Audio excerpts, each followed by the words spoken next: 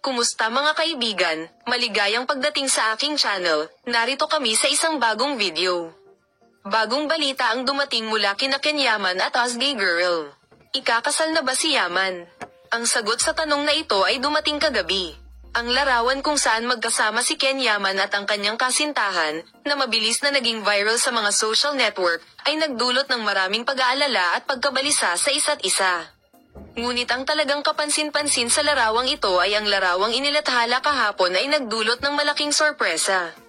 Oo, ang larawan kung saan magkasama si Ken Yaman at ang kanyang kasintahan ay nagdulot ng malaking kalituhan. Ang pagkakaroon ng kasintahan ay hindi lamang isang romantikong sandali, ngunit maaari ding maging isang mahalagang tanda ng isang lalaki na seryoso sa kanyang mga relasyon. Ang isa pang kapansin-pansing detalye sa larawan, na mabilis na kumalat sa social media, ay ang musika sa daliri ng dalaga. Ang singsing ng kasintahan ni Ken Yaman ay galing kay Ken Yaman. Ang post na ito ay gumawa ng malaking epekto sa mga social network. Nagsimulang kumalat ang mga haka-haka. Kaya ano ang palagay mo tungkol sa isyong ito?